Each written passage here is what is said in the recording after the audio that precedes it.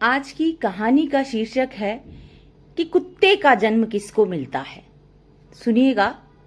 भाई को धोखा देने वाली बहन के कुत्ते के रूप में पुनर्जन्म की कहानी एक लोकप्रिय लोक कथा है जिसमें नैतिकता और पुनर्जन्म की अवधारणा पर जोर दिया गया है। इस प्रकार की कहानियां अक्सर समाज में नैतिक मूल्यों को सिखाने और अच्छे कर्मों का महत्व समझाने के लिए सुनाई जाती हैं कि जिससे कि लोग अच्छे कर्मों की ओर अपना रास्ता बनाएं, अच्छे कर्म करें। कहानी में एक बहन ने अपने भाई के साथ विश्वासघात किया, जिसके परिणाम स्वरूप उसे अगले जन्म में कुत्ते के रूप में जन्म लेना पड़ा।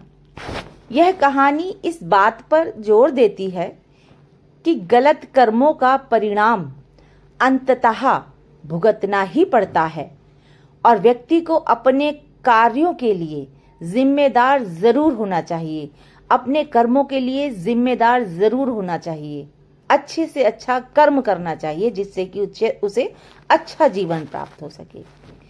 इस तरह की कहानियां विभिन्न संस्कृतियों और समाजों में पाई जाती हैं और इनका उद्देश्य लोगों को सही मार्ग पर चलने के लिए प्रेरित करना होता है। कहानी इस प्रकार है, सुनिए। एक समय की बात है, एक गांव में दो भाई बहन जितेश और सुधा रहते थे। जितेश ईमानदार और मेहनती था, जबकि सुधा में ईर्ष्या और लालच अपनी मां की भांति था। जितेश के पिता ने अपनी मेहनत से काफी संपत्ति अर्जित की थी जो सुधा को रास नहीं आ रही थी। वो मन ही मन अपने भाई से जलती रहती थी, कुढ़ती रहती थी कि मेरे पिता इतनी संपत्ति बना के गए हैं, सब भाई के पास चली जाएगी। एक दिन सुधा ने अपने पति मुकेश और बच्चों के साथ मिलकर जितेश की संपत्ति हड़पने की योजना बनाई जो उसके पिता छोड़ के गए थे उसके लिए।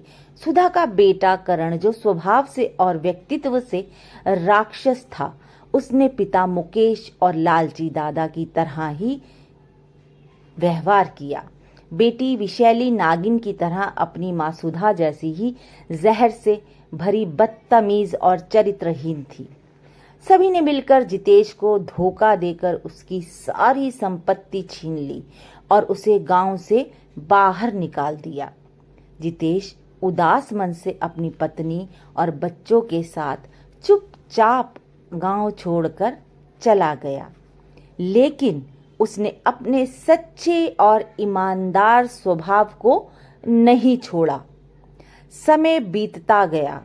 सुधा अपने परिवार के साथ भाई जितेश की संपत्ति पर मौज मना रही थी, लेकिन उसके गलत कर्म उसे चैन से नहीं रहने दे रहे थे।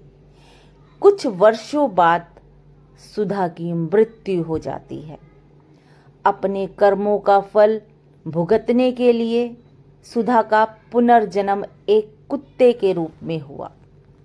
इस जीवन में उसे खाने की तलाश में इधर उधर भटकना पड़ता था और लोग उसे पत्थर मारते थे, उसका खून निकालते थे, उसे दुत्कारते थे, उसे लाते मारते थे।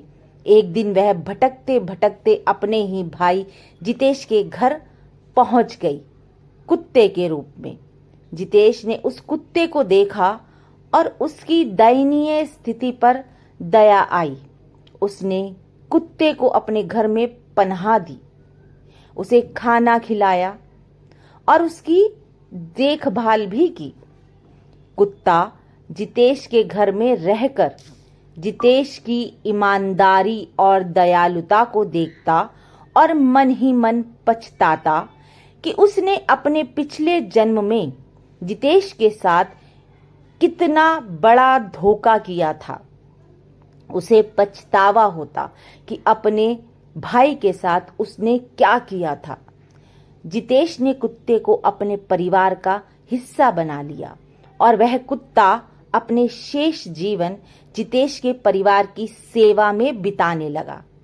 इस जीवन में कुत्ते के रूप में सुधा को यह सीखने का मौका मिला कि सही रास्ते पर चलना और दूसरों के साथ ईमानदारी से पेश आना कितना महत्वपूर्ण होता है। हम धोखा किसी को दे तो देते हैं, मगर अपने सातों के सातों जो हमारे जन्म होते हैं उन पर मिट्टी डाल देते हैं। दूसरी ओर मुकेश और उसके बच्चों का जीवन जब तक पैसा रहा ठीक चलता रहा। जितेश के हक पर डाका मारने वाले मुकेश के पास जब पैसा और संपत्ति खत्म होने लगा, तब तीनों बाप, बेटा और बेटी दर दर की ठोकरें खाने लगे। अब मुकेश के पास पछताने के अलावा कुछ नहीं था, क्योंकि कुपुत्र करण और कुपुत्री विशैली मुकेश के साथ वही व्यवहार करने लगे जो उन्होंने अपनी लालची मां सुधा और पिता मुकेश से सीखे। यह कहानी इस बात पर जोर देती है कि गलत कर्मों का परिणाम अंततः भुगतना ही पड़ता है। व्यक्ति को अपने कर्मों के लिए जिम्मेदार होना चाहिए।